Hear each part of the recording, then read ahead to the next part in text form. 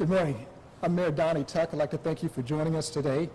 This is National Police Week, and normally on the second Monday in May, we will be at Honor Park in downtown Hampton, recognizing the valiant men and women of the Hampton Police Department for their meritorious actions above and beyond the call of duty, and remembering the fallen officers of HPD. This morning, however, we are at the Police Training Academy, partly because of the social distancing and stay-in-place orders made necessary by COVID-19 pandemic, but also because of an aberrant week in the life of our city that saw 7 shootings and 2 homicides in 6 days of a 7-day period. I call it aberrant because 2018 and 2019 saw the lowest levels of serious crimes in our city since 2003. Through the first 4 months of this year, serious crimes have been tracking below the levels of 2018 and 2019. We are here today to reassure our citizens that just because the members of the Hampton City Council had not spoken publicly, nonetheless, we are equally aware and concerned about what occurred last week in our city. We know that the close of businesses, job layoff, and other forms of underemployment have increased the stress experienced by many of our residents. However, we also recognize that there is an element in our city that seeks to take advantage of any situation. Today we are here to say that that will not be tolerated in the city of Hampton. And now I will call on Chief Terry Salt, who will also make a statement, and we will entertain questions following his comments. Thank you. Thank you, Mayor. First off, I want to talk a little bit about the shootings and the homicides, and particularly the homicides for this year, because we were tracking considerably higher than last year. We have a number of factors involved, and these factors include everything from domestic violence to gang activity to drugs to illegal firearms, and frankly, we're seeing a lot of additional activity in the form of parties and gatherings and people on the street. Now, some of those factors that we're including and looking at involves the unemployment. It involves schools being out. As you know, during the summer months, crime typically rises, and that's because a lot of people are out on the street, kids are out of school, and there's a lot of activity that normally doesn't occur during the winter months or school year. So we are seeing some of that influence involved as well. There are other things that come into play that are social factors that, like the unemployment and the targets of opportunity that are out there. But make no mistake that the issues that we have going on here tend to be sporadic and personal in nature. In other words, known offenders to known victims. We have other dynamics that are in place. For example, we're working very close with Newport News Police Department on a number of different cases, as 7 of the 12 homicide victims are residents of Newport News. We are working very diligently to deal with those individuals, victims, who are non-cooperative, and frankly trying to convince them to tell us what actually happened.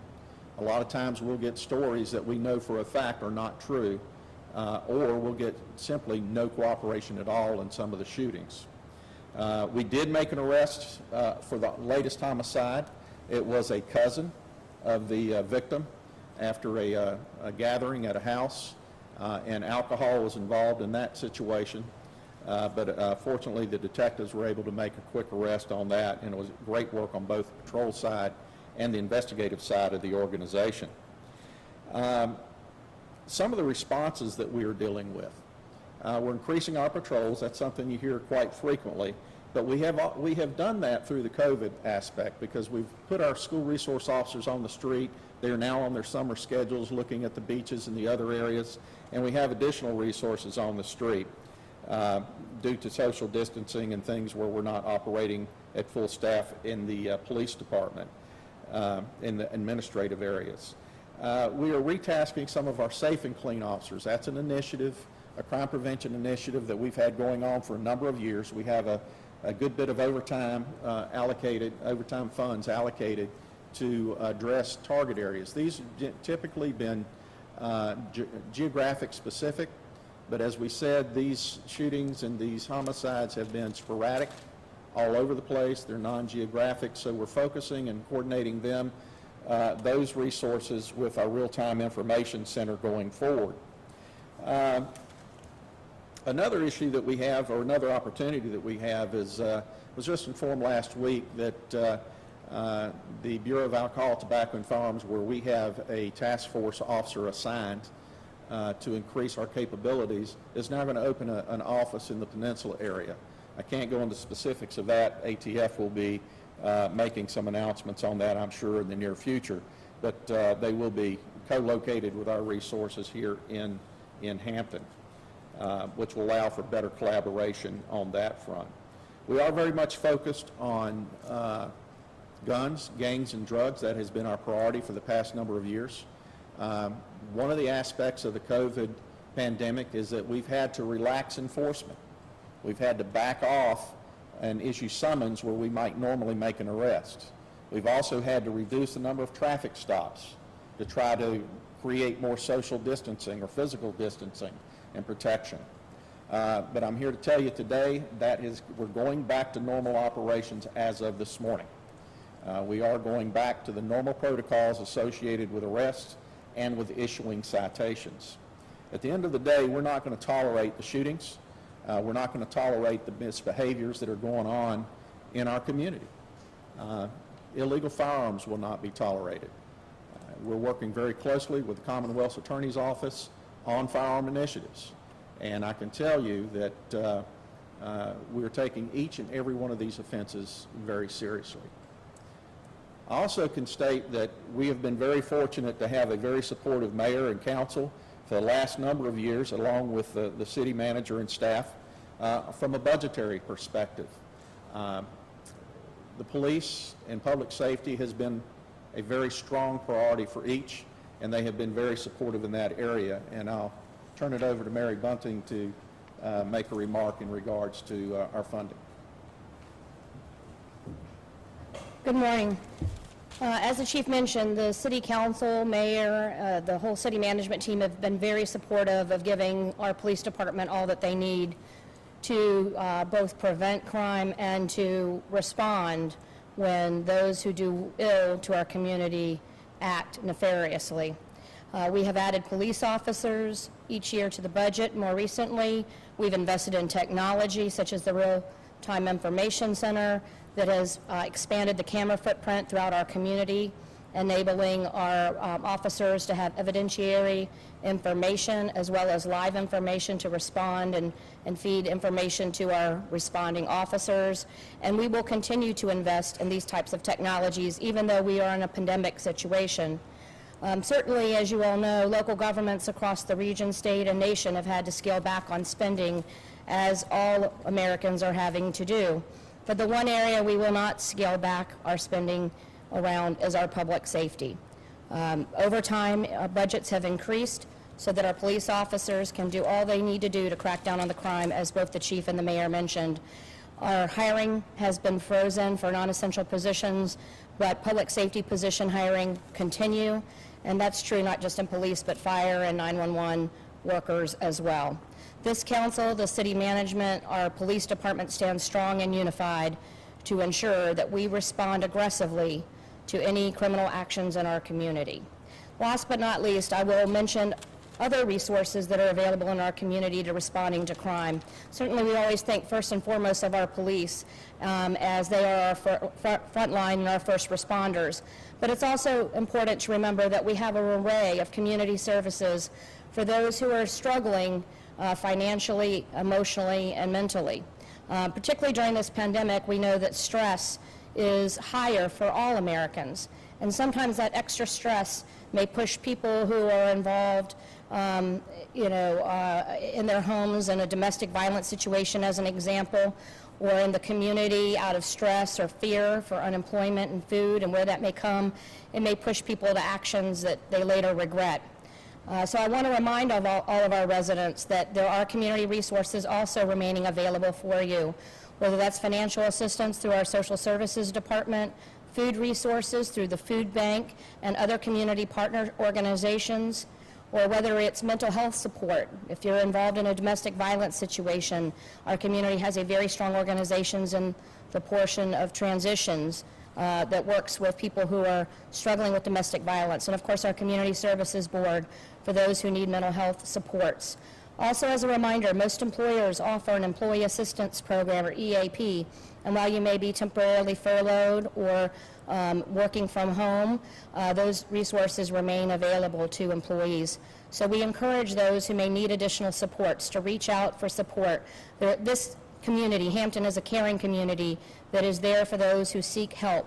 We will be glad to help you because we cannot tolerate increased violence in our community. Thank you. I'll turn it back over to Mayor Tuck. All right. Now's the time for questions.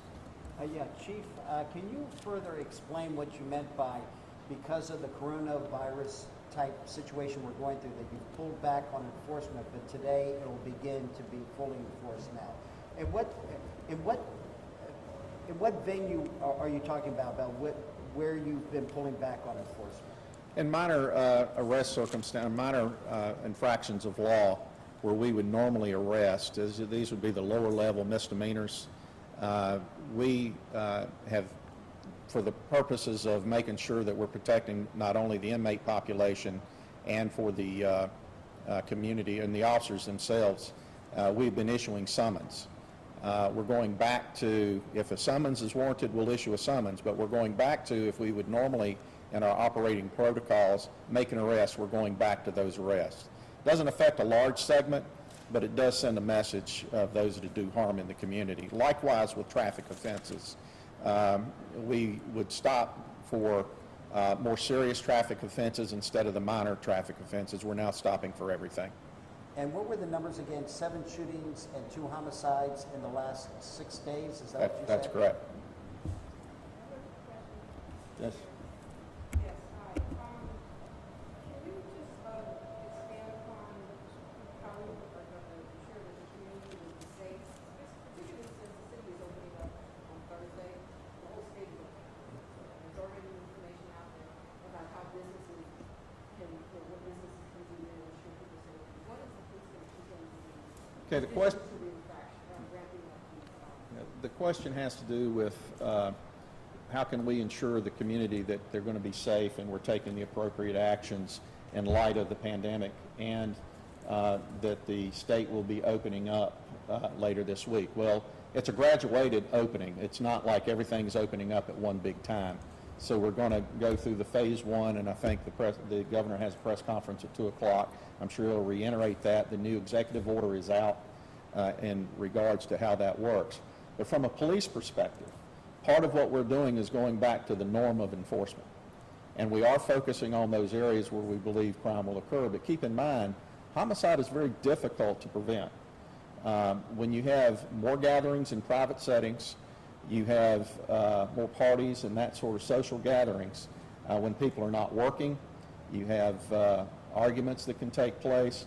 And these are incidents, for the most part, that are personal incidents. I mean, these are known offenders with known suspects. These are, in those cases that we know all the motivating factors, these are not random acts that out there to where the individual needs to worry about them being part of it.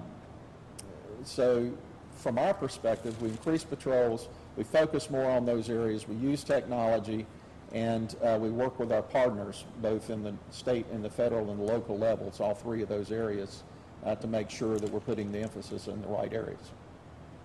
Chief, do you know how many of your officers, people on your force, are COVID-19 positive? Do you have a number for that by any chance?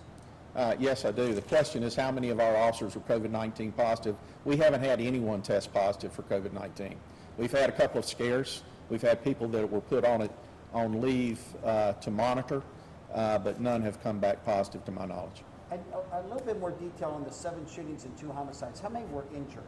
And are we saying that in all those shootings they were incidents where people who knew each other were gathered?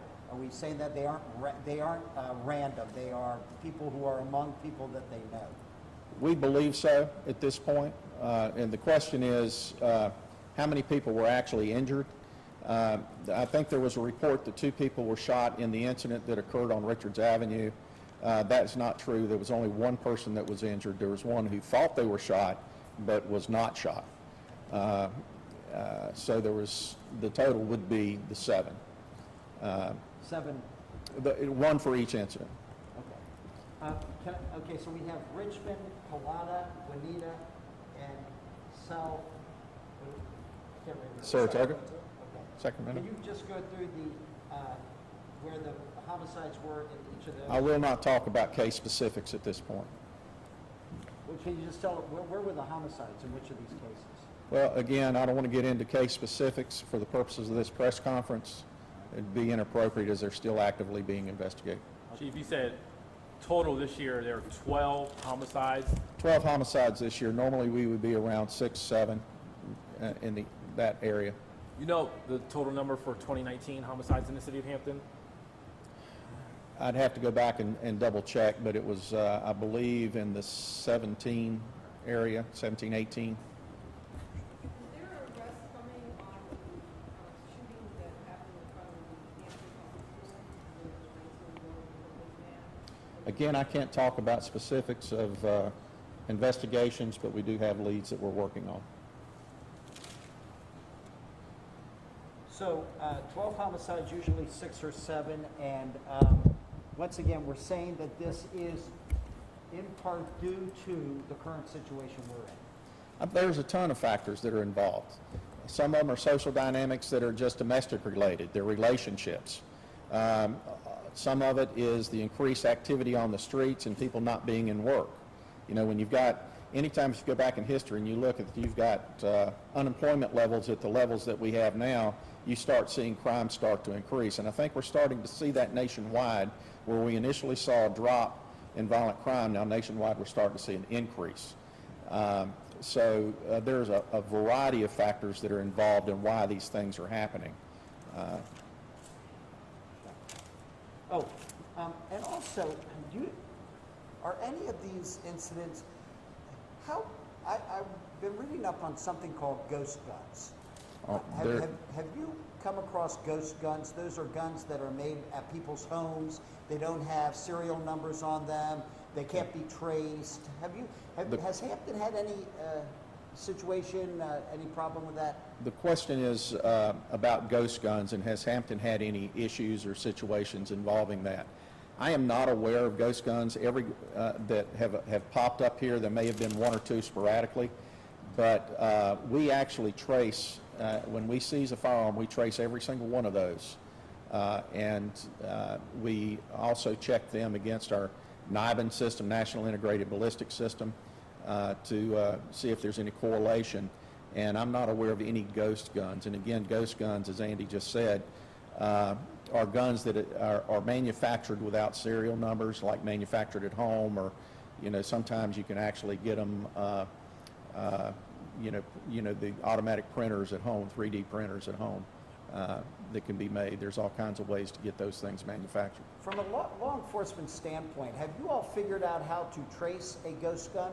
Is it possible? The question is, can we trace ghost guns? It depends on what you mean by trace. If you're talking about tracing... Well, we know that it was made over here, or this person's responsible. Yeah, This gun was if you're made talking in about this- ownership and possession of the gun, no better than we can any other. It's how you have to do the investigative detail. Even when we trace a gun, we trace it to the last known registered user, or that has filled out a background form or a NICS form. And then we have to do the old-fashioned police work to find out where that weapon went. That's why time to crime is so important. From the time the gun was last purchased in the known to the time the crime is committed is so important. If there's a shorter time period, it's easier for us to make those connections.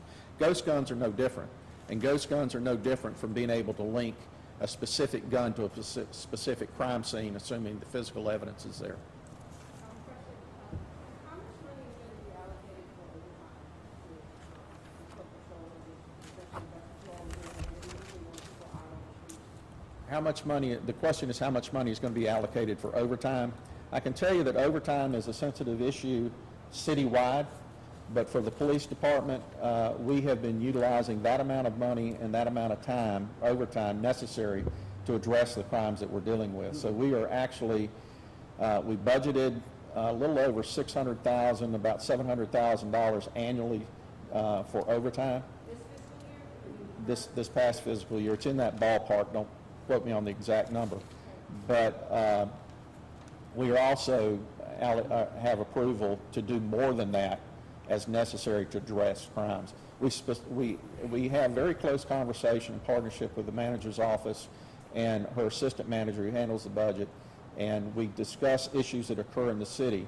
And funding from a police department perspective, as I said earlier, has not been a problem. If we need it, we do it. The 12 homicides, are you able to tell me how many occurred, say, before March 15th?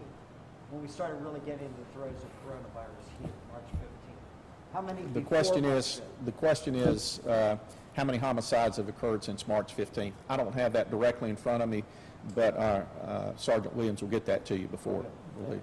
And Chief, although some of the, you kind of mentioned it earlier, but although some of the shootings last week were similar in nature, you all don't believe any of these were connected, the shootings from last couple of days? The question is, do we believe these shootings are connected over the last number of days? And the answer to that is, at this point, investigations can change, but at this point, we do not believe that they're connected. We think they're individual events, sporadic and personal in nature. Thank you very much. Go ahead. Well, if there are no more questions, that concludes our press conference. Thank you all for coming.